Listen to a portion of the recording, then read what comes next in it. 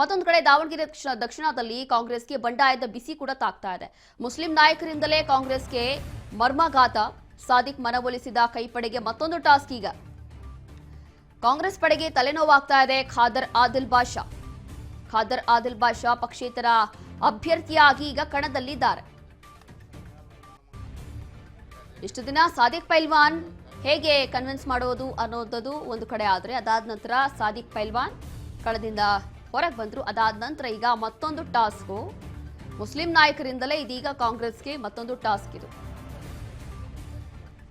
ಖಾದರ್ ಆದಿಲ್ ಬಾಷಾ ಈಗ ಕಣದಲ್ಲಿದ್ದಾರೆ. ಹಾಗಾಗಿ ಈಗ ಇವ್ರನ್ನ ಹೇಗಪ್ಪ ಮನೆ ಒಲಿಸೋದು ಅನ್ನುವಂಥದ್ದು ಮತ್ತೊಂದು ಕಾಂಗ್ರೆಸ್ಗೆ ಈಗ ದೊಡ್ಡ ಟಾಸ್ಕ್ ಇದು. ಖಾದರ್ ಆದಿಲ್ ಬಾಷಾ ಪಕ್ಷೇತರ ಅಭ್ಯರ್ಥಿಯಾಗಿ ಕಣದಲ್ಲಿದ್ದಾರೆ.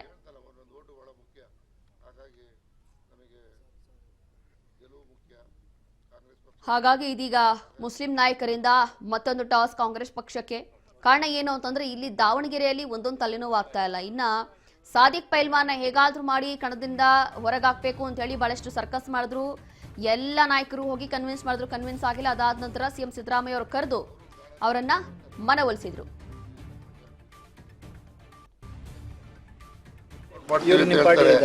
ಭದ್ರಾವತಿಯಲ್ಲಿ ನನ್ನ ಮುಂದೆ ಡಿಪಾಸಿಟ್ ತಗೊಂಡಿಲ್ಲ ಅವರು, ಅಲ್ಲೇ ಅವ್ರ ಊರಲ್ಲೇ ಡಿಪಾಸಿಟ್ ತಗೊಂಡಿದ್ದಾರೆ. ಇಲ್ಲಿ ಬಂದು ಯಾದಗಿರಿಗೆ ಹೆಂಗೆ ಗೆಲ್ಲಿಸ್ತಾರೆ?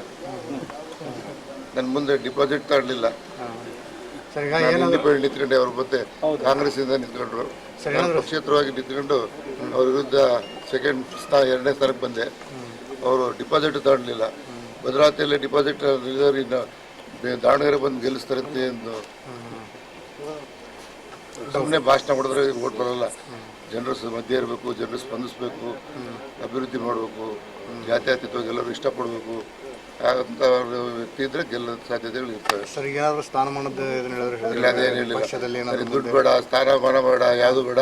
ನಮ್ಮ ಸಮಾಜಕ್ಕೆ ನಾವು ಮಾತು ಕೊಟ್ಟಿದ್ದೀನಿ. ಸಮಾಜದವರು ನನ್ನ ಮೇಲೆ ತಪ್ಪು ತಿಳ್ಕೊಂತಾರೆ. ಅದಕ್ಕೋಸ್ಕರ ನೀವು ದಯವಿಟ್ಟು ನಾನು ಹೇಳ್ದೆ ಅಂತ ಬೇಜಾರು ಮಾಡ್ಕೋಬೇಡ್ರಿ ಅಂತ ಹೇಳಿದ್ರು.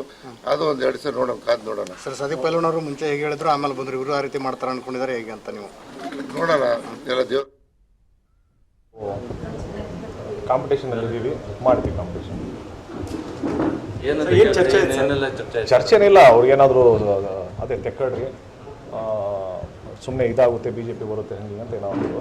ಬಟ್ ಇಲ್ಲ, ನಮಗೆ ಇಂಟ್ರೆಸ್ಟ್ ಇಲ್ಲ ತಗೊಳಕ್ಕೆ. ಯಾವುದೇ ಥರದ ಹಿಂದೆ ತಗೊಳ್ಳೋ ಮಾತೇ ಇಲ್ಲ.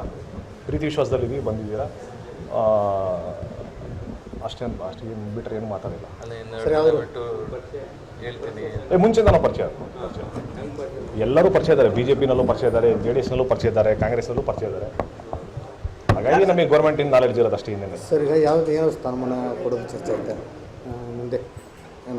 ಇಲ್ಲ, ನಾನು ಹೇಳೇ ಬಿಟ್ಟಿದ್ದೀನಿ. ಅವರು ಹೇಳೋಕ್ಕಿಂತ ಮುಂಚೆನೇ ನಾನೇ ಹೇಳಿಬಿಟ್ಟಿದ್ದೀನಿ. ಯಾವ ಸ್ಥಾನನೂ ಬೇಡ, ಏನು ಬೇಡ ನನಗೆ ಅಂತೇಳಿ. ಯಾವ ಬ್ಯಾಡ್ಜಿಂದು ಅವಶ್ಯಕತೆ ನನಗಿಲ್ಲ, ಯಾವ ಪಾರ್ಟಿದು ಅವಶ್ಯಕತೆ ನನಗಿಲ್ಲ. ಆಮೇಲೆ ಯಾವ ನಿಗಮನೂ ಬೇಡ, ಯಾವ ಚೇರ್ಮನು ಬೇಡ ಅಂತ ಹೇಳಿಲ್ಲ.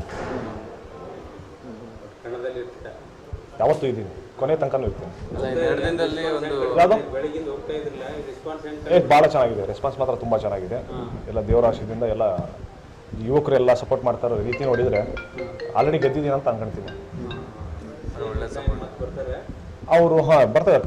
ಪ್ರಚಾರದಲ್ಲಿ ಆಲ್ರೆಡಿ ಇದ್ದಾರೆ. ಇವ್ರು ಬಂದಿದ್ದಾರೆ ಅಂತ ಹೇಳಿ ನಮ್ಗೆ ತುಂಬ ಆತ್ಮೀಯರಲ್ಲ. ಹಾಗಾಗಿ ನಾನು ಬಂದೆ, ಮತ್ತೆ ಹೋಗ್ತೀನಿ, ಪ್ರಚಾರಕ್ಕೆ ಹೋಗ್ತಾ ಇದ್ದೀನಿ. ನಾಳೆ ರ್ಯಾಲಿಗೆ ಎಲ್ಲ ಮಾಡ್ತೀವಿ. ಹೇಗೆ ಖುದ್ದು ಇದೀಗ ಕಾಂಗ್ರೆಸ್ ಶಾಸಕರೇ ಇದೀಗ ಅಸಮಾಧಾನ ಹೊರಹಾಕ್ತಿದ್ದಾರೆ. ಮತ್ತೊಂದು ಕಡೆ ಈ ಒಂದು ದಾವಣಗೆರೆ ಚುನಾವಣೆ ಯಾವ ಮಟ್ಟಕ್ಕೆ ರಂಗೇರುತ್ತೆ ಅನ್ನೋಂಥದ್ದು ಕಾದು ನೋಡಬೇಕಾಗತ್ತೆ.